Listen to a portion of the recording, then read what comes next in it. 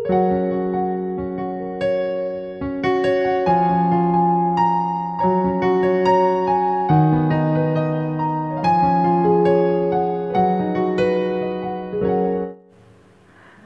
saudara-saudari yang dikasihi Tuhan.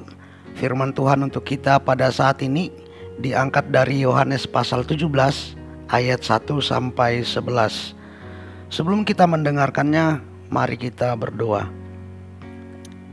Damai sejahtera-Mu yang melampaui akal pikiran kami ya Bapa, itulah yang kami persilakan menaungi hati dan pikiran kami, sehingga kami dapat mendengarkan firman-Mu dengan baik, memahami dan melakukannya di dalam kehidupan kami sehari-hari. Amin. Saudara-saudari, beginilah isi Yohanes pasal 17 ayat 1 sampai 11. Demikianlah kata Yesus. Lalu ia menengadah ke langit dan berkata, Bapa, telah tiba saatnya. Permuliakanlah anakmu, supaya anakmu mempermuliakan engkau. Sama seperti engkau telah memberikan kepadanya kuasa atas segala yang hidup, demikian pula ia akan memberikan hidup yang kekal kepada semua yang telah engkau berikan kepadanya. Inilah hidup yang kekal itu, yaitu bahwa mereka mengenal engkau satu-satunya Allah yang benar, dan mengenal Yesus Kristus yang telah engkau utus.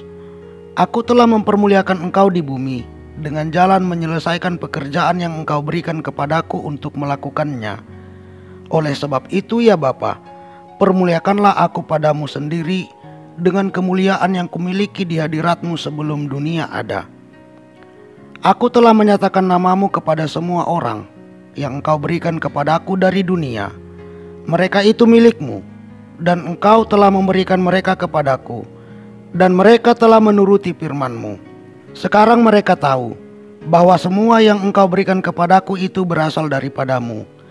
Sebab segala firman yang engkau sampaikan kepadaku telah kusampaikan kepada mereka, dan mereka telah menerimanya.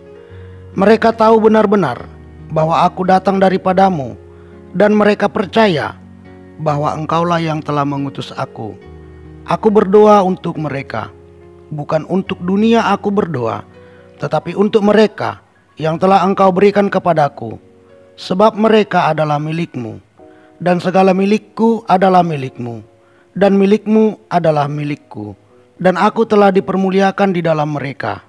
Dan aku tidak ada lagi di dalam dunia, tetapi mereka masih ada di dalam dunia.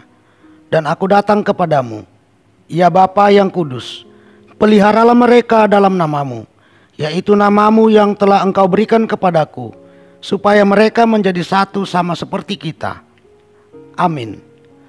Saudara-saudari, firman Tuhan ini bertema mempercayakan hidup kepada Tuhan dan firman-Nya.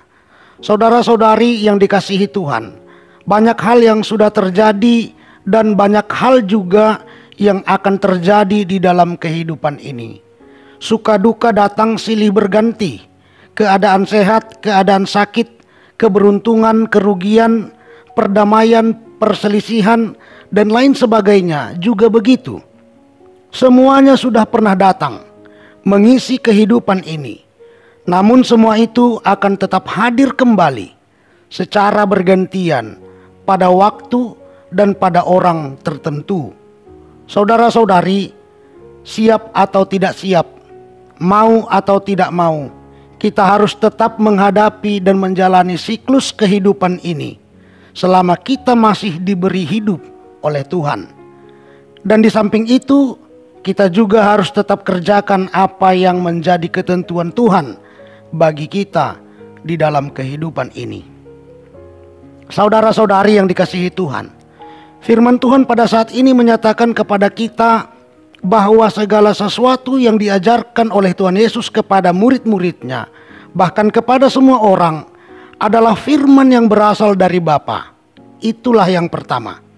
Yang kedua, firman Tuhan ini juga menyatakan kepada kita bahwa Tuhan Yesus mendoakan murid-muridnya kepada Bapa. Artinya Tuhan Yesus punya kehendak atau kerinduan yang baik untuk murid-muridnya. Dan atas kerinduan itu ia mempercayakan murid-muridnya kepada Bapa. Itulah yang terlihat dari doa yang diucapkannya di ayat 11. Ya Bapa yang kudus, peliharalah mereka dalam nama-Mu, supaya mereka menjadi satu, sama seperti kita. Jadi, kalaupun pada waktu-waktu tertentu kita mengalami sukacita, duka cita, penyakit, keberuntungan atau kerugian, kita harus tetap memperhatikan apa yang sudah diajarkan oleh Tuhan Yesus kepada kita.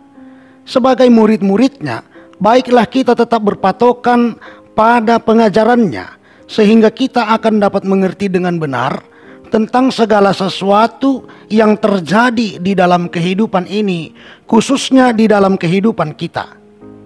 Dengan berpatokan pada pengajarannya itu, maka ketika kita bersukacita, kita akan mengerti bahwa sukacita yang ada pada kita hanya oleh karena kemurahan Tuhan, bukan karena usaha, bukan karena kekuatan atau kebenaran kita.